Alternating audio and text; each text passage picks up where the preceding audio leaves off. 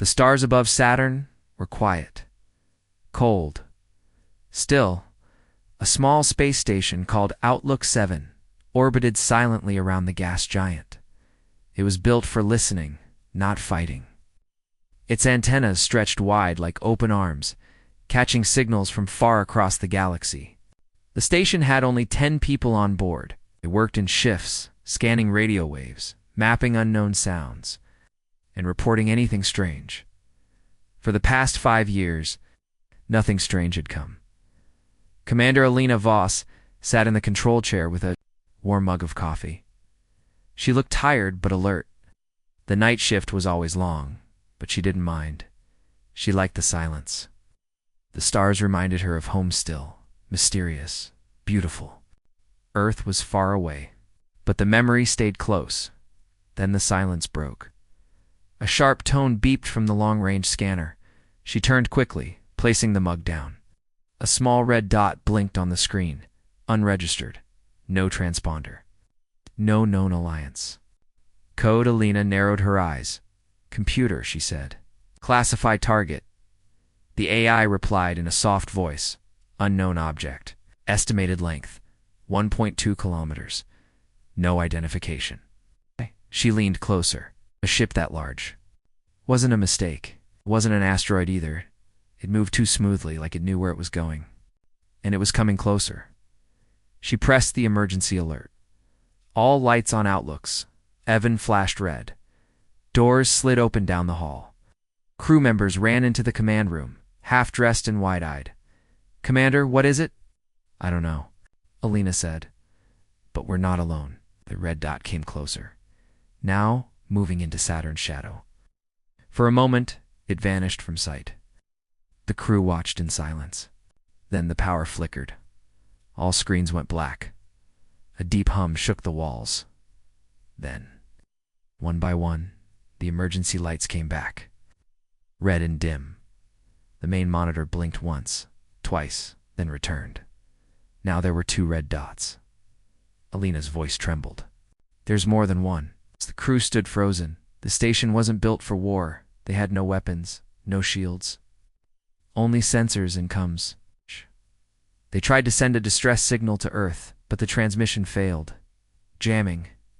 Someone or something was blocking them, and the dots were still coming closer. In the deep silence that followed, something hit the outer hull. A loud clang, then another, and the sound of metal tearing. They're boarding us, whispered a young tech officer. Alina grabbed the emergency manual override and locked down the control room. No one leaves. No one opens that door unless I say so.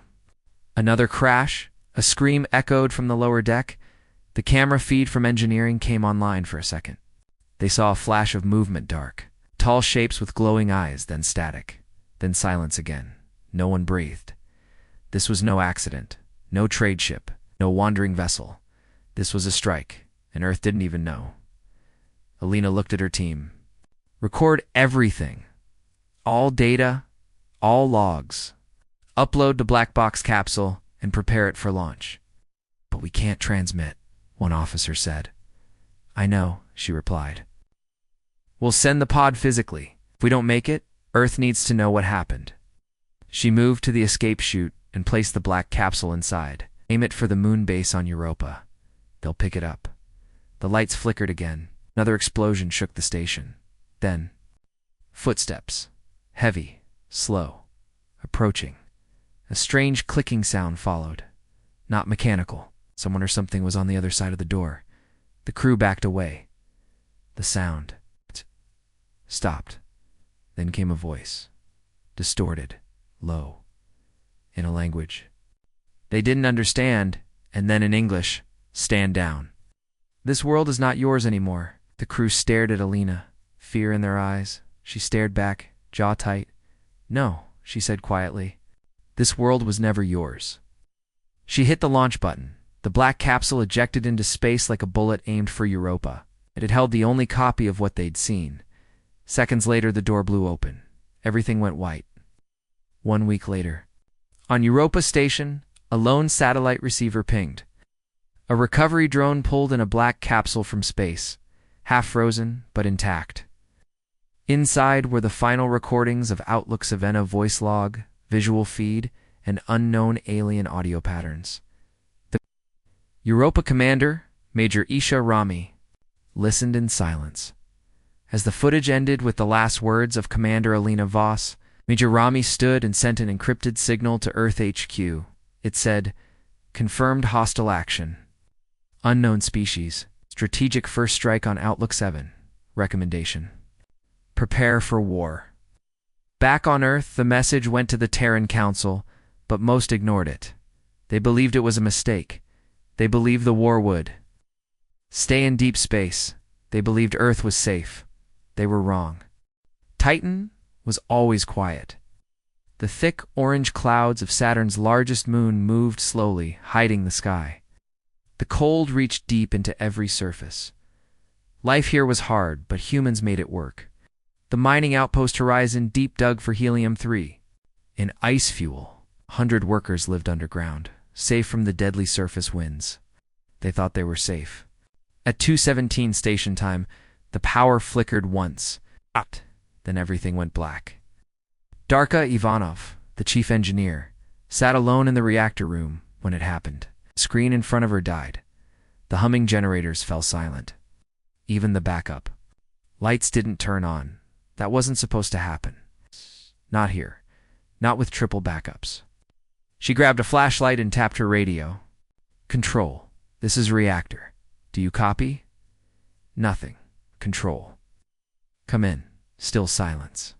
Darka narrowed her eyes. She stood, flashlight shaking slightly in her hand. The room was filled with shadows, and the metal walls groaned under the shifting cold.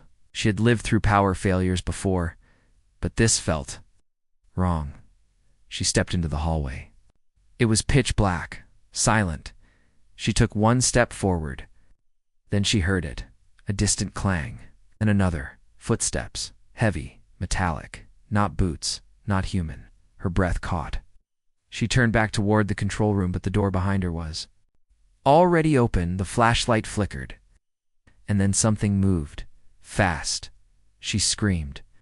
The feed from her emergency body cam stopped. 8 minutes later, alarms in Europa Station began flashing.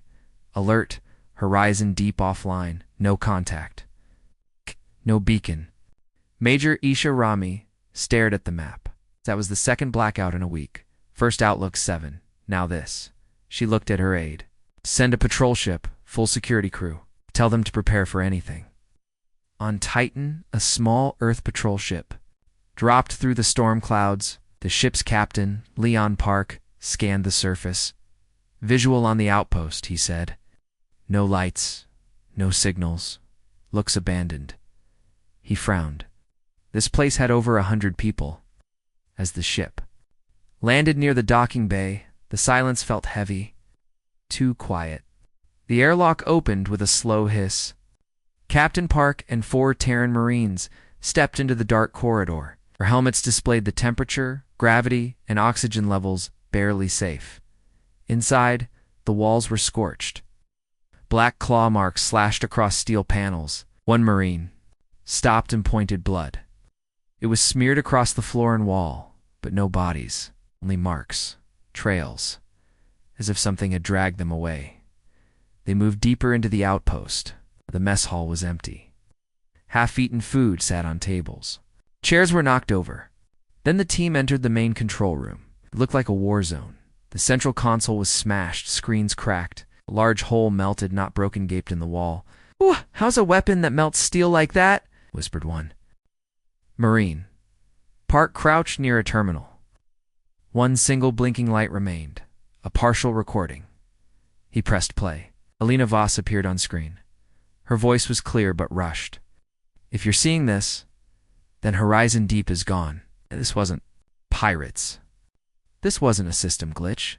They came without warning. They killed everyone, not for fuel, not for resources. They were testing us."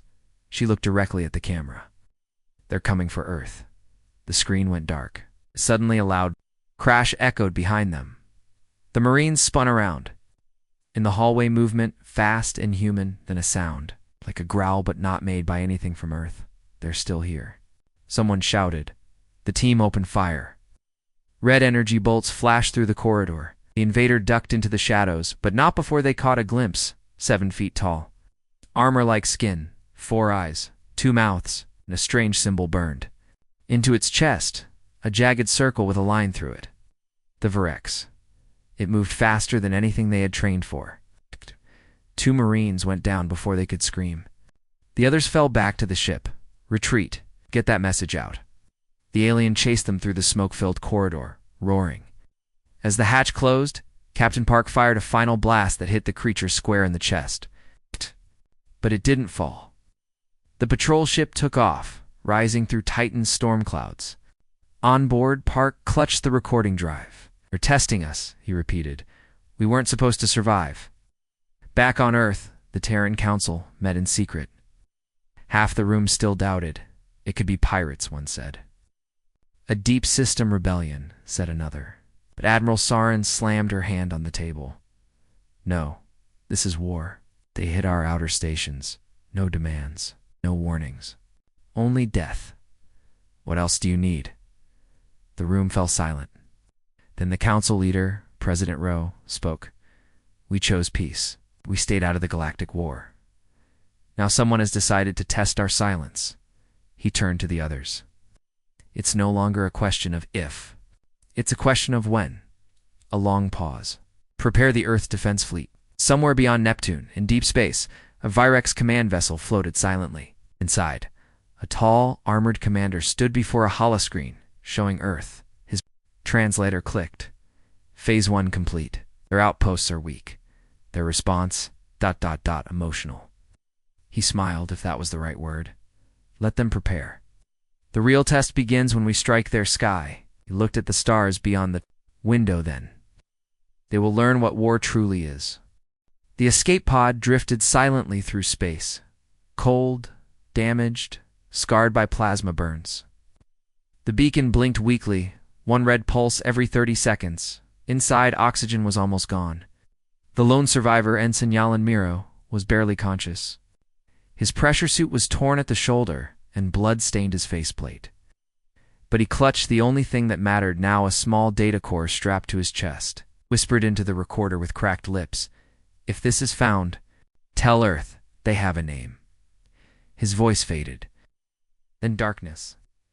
3 days later, the pod was recovered by a science vessel near Mars. When technicians opened it, the data core was still intact. So was the survivor barely. He was rushed. Too medical, unconscious. But the data was clear. Admiral Sarin stood in Earth's command center as the playback began. Footage played from the destroyed Titan outpost. Video logs, sensor scans, audio clips. Then, finally, a short recording, rough but clear. Alien speech followed by translation. "This world belongs to the Virex." The room went still. "Their name is Virex," Sarin said. "And now we know who we're dealing with." Others looked nervous, uneasy. The name meant nothing to Earth's archives. No known planet, no contact records, not even rumors. Where did they come from? One counselor asked. Soren shook her head. "I don't know. But they knew exactly where to hit us. That means they've been watching." Then came the second part of the recording. It showed a meeting, some kind of alien war room filmed through a hacked transmission. Inside stood multiple Virex commanders. Tall, armored, cold. Symbols glowed on their armor circles, slashed by lightning marks. Their language echoed like thunder. The translator struggled, but a few phrases came through. Earth is blind. They lack the will. They refuse the war. They will not refuse fear. Strike them where they believe they are gods. Admiral Cern clenched her jaw. "We're planning something," she said. "Something bigger." Then came the last part of the footage, barely a few seconds. A map of the solar system. A red ring around Earth. Countdown. 13 days. The Terran Council was divided. President Rowe paced in front of the digital wall, showing the red-ringed map. "If this is real, we are facing extinction, not politics. Not economy. Survival." Still, some doubted. "They haven't made a public demand. No communication. Maybe it's just intimidation. Saren slammed her fist on the table. They don't want to negotiate. They're preparing to strike Earth directly. She pointed to the footage. They said it clearly. Earth is blind. They think we'll sit and wait. The room was quiet, until one voice spoke up. A woman in uniform, gray hair, sharp eyes. General Maya Velos. If we wait, we die, she said. Give me a stealth ship. Let me find their staging ground. If we can find where they're hiding, maybe we can hit first. Roe hesitated. If you're caught. Velos gave a small smile. Then at least we'll know their firepower. Later that night, Admiral Sarin stood in her private office, watching the stars from the orbital station. Her aide entered quietly. We have partial data from the core, the Varex. They've attacked other species before. Wiped out systems. Why didn't the galactic community warn us? 'Cause no one survived to tell the story, the aide said softly. Soren looked back at Earth, glowing blue below. They stayed in the dark for too long, she whispered. Now the fire is coming. In deep space, stealth vessel Whisper 9 slipped through asteroid belts toward the coordinates decoded from the pod. On board, General Velos and her crew moved without light, using thermal masks and silent drives. They entered the shadow of a dying star. Orbiting it was a massive black structure of Varex staging facility. It wasn't just a base, it was a factory. Dozens of warships floated like wasps in a hive. Machines forged armor, cannons, troop pods. Velos whispered into the recorder, they're building for full invasion. Earth isn't a target, it's the target. But then an alert. Something had seen them. The Whisper 9 began to shake as Varex drones swarmed in. Get the message out, Velos shouted. The pilot launched a probe drone carrying the intel. It raced into deep space as the ship began evasive maneuvers. The last transmission showed Velos manning the rear guns, smiling grimly. I told you. If I got caught, at least you'd know. The feed cut. 3 days later, the probe reached Europa. The message was clear. The Varex are preparing an invasion fleet. Full deployment in 10 days. Earth is the center point. We must respond now. It's back on Earth. For the first time, the entire council agreed. No more waiting. The order was signed. Con 1. Earth mobilization begins. The time for silence had ended.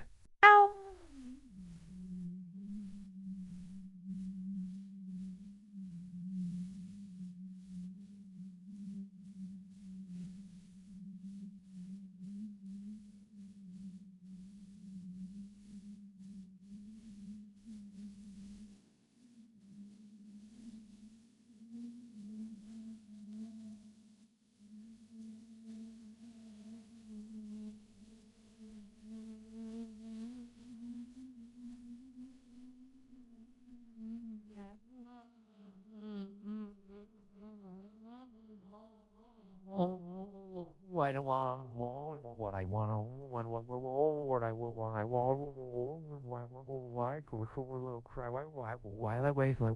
why? And it would not be forgotten. It began like any other day. Above the Pacific Ocean, the sky was blue. Calm winds blew over the waves.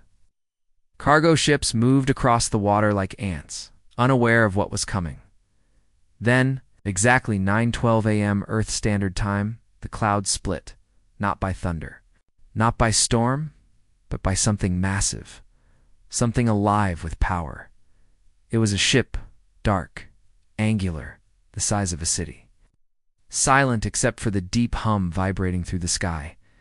It didn't arrive by wormhole or jump gate. It simply appeared, pushing. Aside the very air around it, bending light like a black hole wrapped in armor, at first, people thought it was a glitch in the sky. A strange shape on satellite feeds. Something to ignore until the sky cracked again. 2 more Varex warships appeared, just larger than the last. Cities across the Pacific Rim stopped moving. Planes froze mid-flight. Phones buzzed with alerts. In Tokyo, people stared upward. In San Francisco, news anchors went live. In Jakarta, children pointed at the growing shadow across the sun, and then the message came. Every screen on Earth turned black, then white noise, then a single image. A Verex commander, towering, insect-like. 4 eyes glowing, his voice came in a broken, translated growl. You were warned in silence. You chose ignorance. You will remember pain. At that moment, the lead ship powered its forward weapon, a glowing red sphere that pulsed like a living heart. It pointed downward at New Cairo. The beam struck in silence. No fire, no explosion, just light. Then the city. Gone. Glass. Steel, people, everything turned to dust. The sky rippled. The scream of the planet followed, in Earth's orbit. Admiral Sarin stood aboard the TDS Horizon, the flagship of the New Earth Defense Fleet. She watched the feed with clenched fists. New Cairo's gone, her aide said. Death toll incountable. The beam was a focused gravity collapse. Sarin turned to the comms officer. Opened fleet-wide broadcast. A moment passed. She stared into the camera, voice steady. This is Admiral Sarin. Earth has been attacked. The enemy we refuse to fight has brought war to our sky. Believe we are weak. They believe we will run. She leaned forward. They are wrong. On the ground, across every continent humanity moved. Sirens screamed. Military units deployed.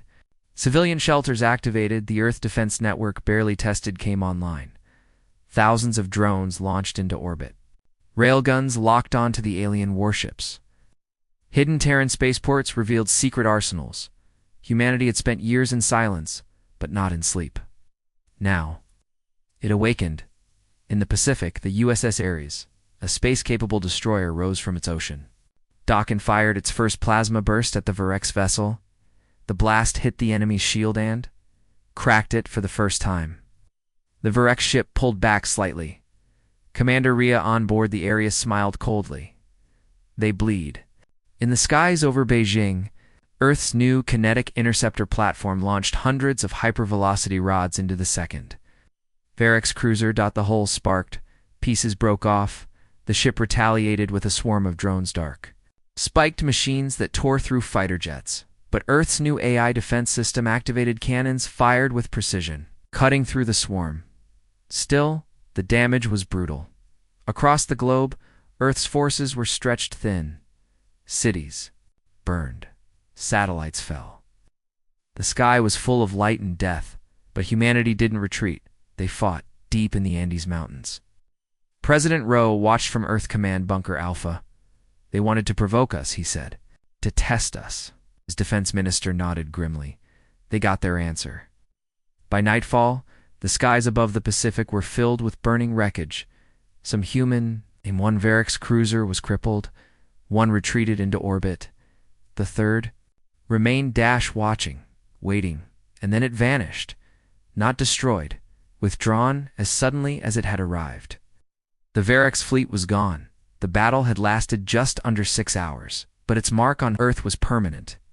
New Cairo was a crater. Billions had watched the destruction live.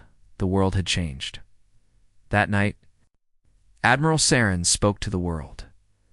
Broadcasts reached every screen, every headset, every satellite. She stood in uniform, blood on her cheek, eyes sharp. Today the Verex crossed a line. They struck our cities, killed our people, made it personal. We will not forget. She paused. From this day forward, Earth fights back. Not just for revenge, not just for survival, but to show them. Her voice hardened. Humanity does not kneel. On a distant moon orbiting a dead planet, Verex commanders reviewed the battle logs. The humans resisted more than expected. They adapt too quickly, another replied, voice bitter. Next time, we send everything. But in the shadows, behind them, a different voice whispered, no. Let them grow angry. Let them unite. It will make their fall more satisfying. The sun was just rising over the Atlantic when the launch began, one by one. Earth's hidden warships rose from underground bays, ocean platforms, and deep crater hangars. The sky above was still scarred from the Verex attack, black smoke trails. Orbital debris, flashes of light from dying satellites. But now it was Earth's turn. across every major capital. A simple message flashed: Operation Firewake. Humanity strikes back on board the TDS Valor. Commander Rhea stood at the bridge window. She watched the fleet form up in orbit, her jaw tight, eyes cold. Behind her, the New Earth Defense, AI code name Athenidus, played a red-marked target, Varex Outpost, Zaytanine, hidden near a binary star system just past the edge of known space. Was the closest Virex space Earth's scouts had found, an early staging point used to prepare for the surprise attack on Earth? A message needed to be sent? Target confirmed, Athena said. No known civilian population. Military-grade architecture. Estimated enemy force. Medium. Then let's hit them hard, Rhea replied. For New Cairo? Hours earlier, she had stood in the ruins of New Cairo. The wind carried ash over. Broken towers and shattered glass. Families wept over the dust of loved ones. The silence was unbearable. That was when she made the decision. We gave peace every chance. She said to Admiral Saren, "Now we show them what humans do when we bleed." Saren simply nodded. The Terran strike fleet exited warp just beyond. The Zat-9 system, 20 ships strong, 4 destroyers, 2 carriers. And Earth's newest secret weapon, the TDS Vengeance, a prototype warship powered by alien reverse-engineered tech. Faster, deadlier, smarter. The mission was simple. Strike. Fast. Leave nothing behind. Show the Virex that Earth was no longer hiding. As they approached, Zeta-9 appeared in view built into an asteroid. It's covered with gun turrets, hangars, and spiked towers. The Virex noticed too late. Fleet Alpha. Target. Defenses. Omega Wing. Prepare boarding pods. Vengeance. Execute first strike, Rhea commanded. The Vengeance charged its energy lance. A blue core pulsed at its heart, and with a blinding flash it released a beam that tore through the station's outer wall like paper. Explosions rippled across the surface. Then came the drones. Hundreds of Vorex flyers launched in panic, trying to form a shield, but Earth's railguns and plasma cannons shredded them in seconds. On the carrier, TDS Justice. A squadron of Earth's elite exomarines prepared to board the enemy base. Captain, you know 6 feet of muscle and rage checked her. Armor's Sealan smiled. Time to knock. The pods launched like bullets, smashing into the base hull. Doors burst open, and the Terran Marines stormed in. Inside, the Virex fought back. Close quarters, brutal combat. 4-limbed alien warriors clashed with armored humans, plasma blades. Meeting Smart-Steel, Juno ducked a blade, countered with a shock pulse, and took down a Virex commander in one hit. Uploading data core, she called. Looks like this base wasn't just supply its command and control for a whole sector. Back on the Valor, Athena translated the Varex data in real time. New coordinates found, it said. More outposts, possibly a High Council node. Rhea's eyes narrowed. Good, we'll burn those next. The battle ended in under 22 minutes. Zeta-29 was gone. Earth's ships returned to warp, leaving nothing but debris and a burned message etched into the asteroid rock by laser fire. You started this. We will finish it. Back on Earth, the footage went viral instantly. The people who had been afraid just days ago now stood tall. For the first time, humanity had struck back and won. Crowds in London, Mumbai, and Sao Paulo cheered in the streets. Holograms of the TDS Vengeance flew across skyscrapers. A child in Lagos held up a sign, "We're not prey anymore." But far away, on a dark world orbiting a dying star, the Varex were watching. Inside a massive war chamber, their high commander stared at the destruction footage from Zeta-9. They adapt faster than expected. One advisor said they will not stop, another warned. The commander raised one long claw. They want war. We will give them extinction. He turned to a darkened room behind him. Activate Project Dawnpiercer. A light blinked. A sun. In the corner of the galaxy trembled. Back on Earth, in the war room beneath Antarctica, Admiral Saren stood beside Commander Rhea. You did more than destroy a base, Saren said.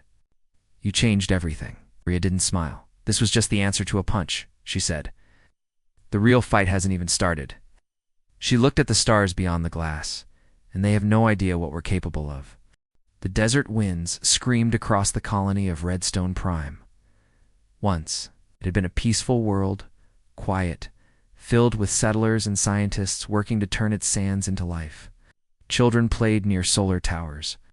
Farmers harvested water from vapor tanks. But now, fire ruled the sky. Dozens of Varex dropships broke through the clouds, raining black pods onto the ground like falling stars. Each one cracked open, releasing tall, armored hunters with glowing eyes and pulse weapons. The people of Redstone didn't have soldiers, just civilians with makeshift defenses. They fought anyway, from rooftops, behind walls, with old mining lasers. In farming tools, the Virex tore through them. A woman with a newborn in her arms ran through the chaos, her husband firing behind her. A water tank exploded. A school collapsed. The Vorex were not taking prisoners. They were cleansing, just as they had done to other Edge colonies, just as they planned to do to every human world beyond Earth. Then, suddenly thunder split the sky. A Terran gunship dropped through the atmosphere, engines screaming. Behind it, 5 more followed, each one marked with Earth's new war banner. The cavalry had arrived. Inside the lead ship, Captain Juno loaded her weapon. Her armor bore fresh scars from the Zeta 9 strike, but her eyes burned brighter than ever. "This is Redstone," she said to her squad. "This is where we stop them cold." Gunships opened fire before they even landed. Plasma blasts, ripping through Virex formations. Earth's counter-invasion had begun. Across the sector, similar stories unfolded. In the icy caves of Arc 12, humans had held out for days, hiding, scavenging, resisting. When the Terran Marines arrived, they didn't just bring weapons. They brought hope in the jungles of Ghana Prime.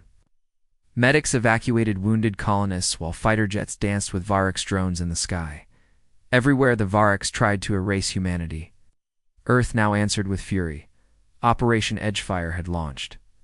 Admiral Serene watched the live feeds in Earth's orbital war center. Dozens of colonies, hundreds of battles, and something new, unity. For the first time, humans weren't just fighting for survival. They were fighting for each other. She turned to Athena, the Earth Defense AI.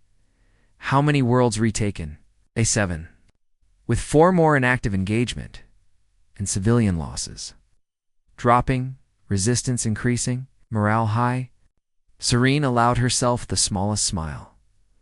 "They thought we'd crumble." Athena replied, "They forgot we rebuild." But it wasn't just humans who noticed.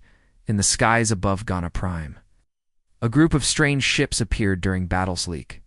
Silver, unfamiliar. At first, the Terran fighters locked weapons. Then came a transmission, in translated common. "We saw what you did at Zat9. You saved our outposts. We fight like us. We offer alliance." They were the Delari, one of the races the Varex had nearly destroyed years before.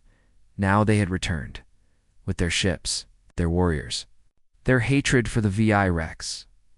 One by one, others followed. The Varuan sent a scout fleet. The Thalic brought armor and tech in every system humans saved. More allies joined, not because they were asked, but because they had seen something impossible. Humans were winning on Redstone Prime. The last of the Virex were pushed back to their landing site, trapped, outnumbered, as the sun set. Captain Juno stood over there, commander wounded, cornered, defiant. "You think this changes anything?" Varex hissed. "We are endless. We do not fear loss." Juno raised her rifle. "You don't fear war anymore." Then she pulled the trigger. Back on Earth, the Terran Council met in full. For the first time, there were empty seats, replaced not by politicians, but by commanders. President Rowe spoke without delay. "We used to think staying out of the galactic war made us safe. We now know silence invites the storm." He turned to the map, now lit with dozens of reclaimed colonies. "The edge worlds are burning, but from those fires something is rising." He paused. "A coalition, a resistance, a new kind of alliance." Look directly at the camera. Earth is no longer a bystander. Earth is a leader. On the Varrics' homeworld, panic spread. Their commanders studied the battlefield reports. Losses, destroyed bases, human. Victories, allied uprisings.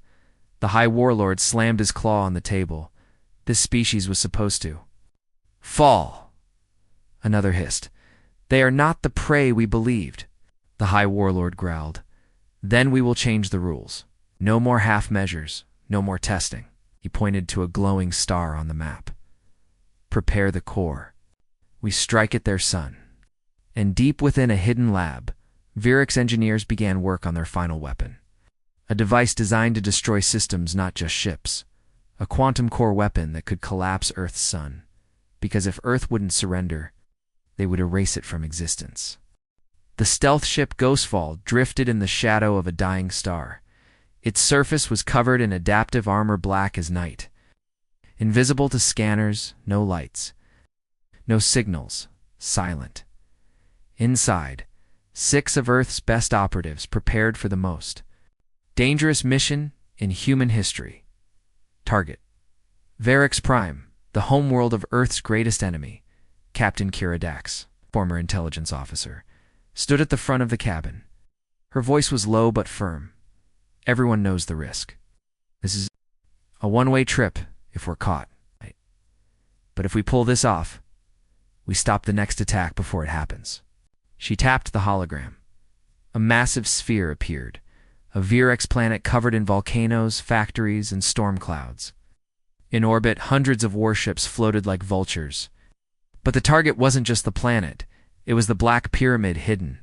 Deep beneath its crust, codenamed Dawn Piercer. Intelligence from the edge.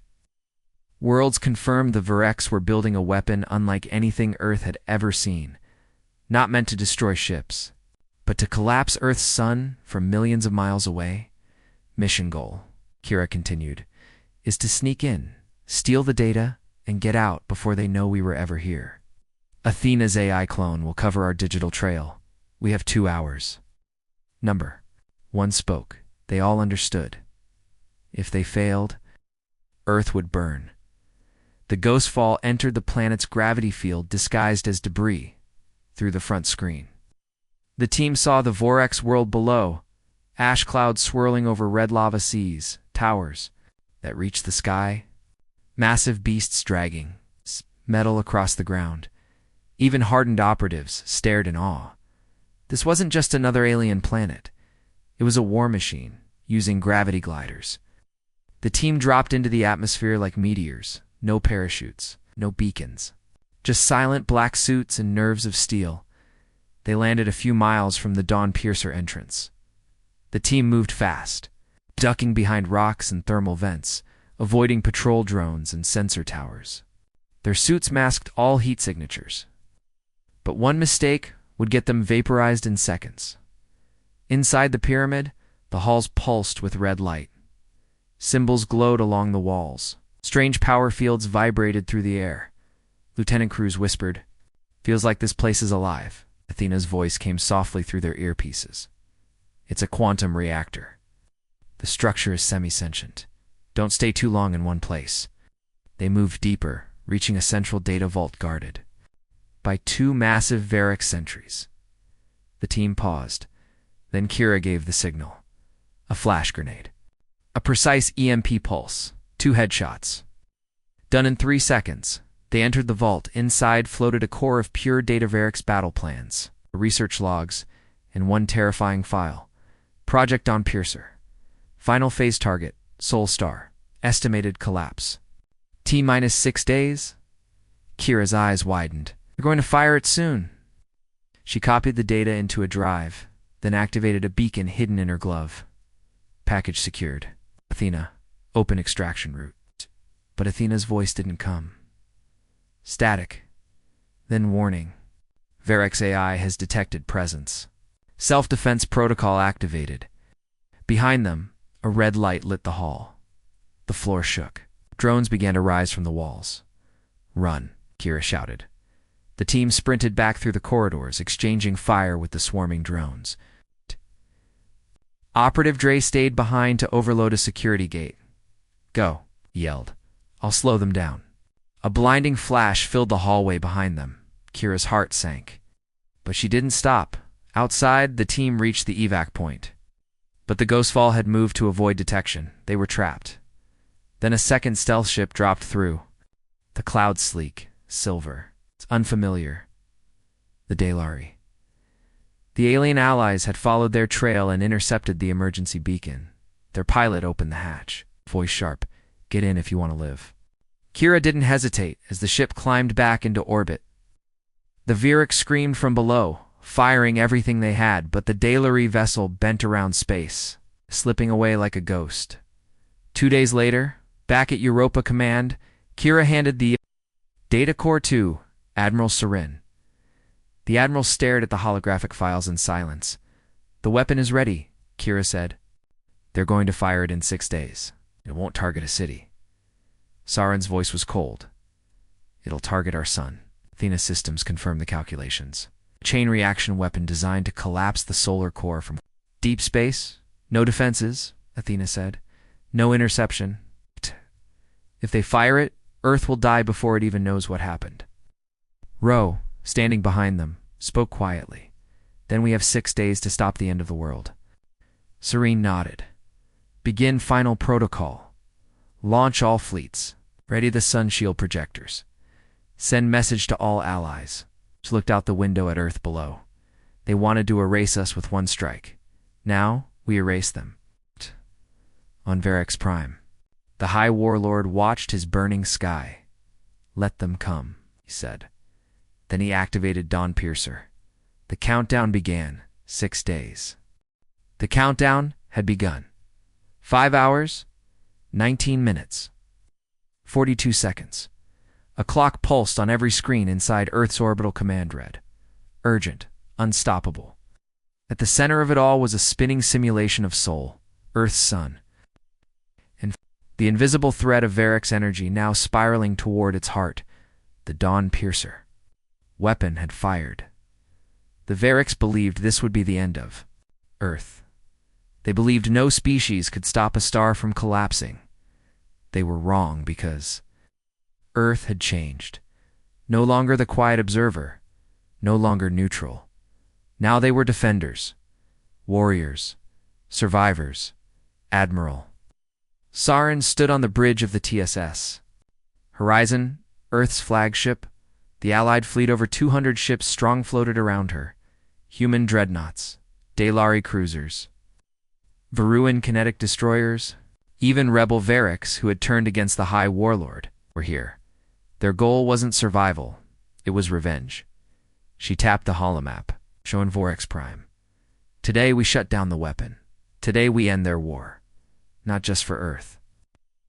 For every world they've burned," her voice echoed through the command decks. "Engage jump. Dull. Ships fire at will." In the skies above Varix Prime, darkness was torn apart. The fleet exploded out of hyperspace in perfect formation. Lasers, plasma bolts, kinetic rounds every ship fired without mercy. Satellites shattered, defense towers exploded. The orbital ring crumbled within minutes. The Varix fleet rose to fight, but they weren't ready for this kind of storm. They weren't ready for human fury, sharpened by betrayal and united by survival. On the surface, Captain Kira Dax and her team dropped through fire and debris. Their mission? Get inside the Dawn Piercer and shut it down from within. The landscape shook beneath their boots. Red lightning cracked the air. Automated Virex defense bots poured from tunnels, screaming in binary code. Kira's team cut them down with precision. No hesitation. No wasted shots. "ETA to core," she shouted. Athena's voice responded in her earpiece. 7 minutes. But be warned, defensive systems have evolved. The structure is adapting. Kira narrowed her eyes. So will we. Inside the pyramid, everything pulsed with heat. The core chamber was alive, spinning, glowing, lashing out with energy. The device at its center was unlike anything humans had ever seen. Half machine, half organic. Living sun-killer. The countdown. showed 05322 minutes. Then Earth's sun would begin to collapse. Athena's voice was tight. Shielding protocols failing. This is the last chance. Kira planted the override beacon. The AI code uploaded. But the system resisted. Virex firewalls were rewriting themselves. It's not enough, Athena warned. We need physical destruction of the core. Kira turned to Cruz. You carry the EMP charge? He nodded. But we won't get out if I detonate it inside. She looked at the countdown. 00:04:21. No time to debate. I'll stay, the rest of you go. Cruz shook his head. No way. We all go, or none of us. A beam of energy shot across the room, tearing a support pillar apart. Kira grabbed the charge. This is why I came back. Go. She ran through the chamber, dodging blasts, sliding between spinning gears. Jumping across platforms, she reached the core, clipped the charge in, turned to the countdown. 0 hours, 2 minutes, and 9 seconds, and smiled. For Earth. Outside, the horizon picked up a massive power surge. Saren whispered, Please tell me that's not the sun collapsing. Athena's voice came in.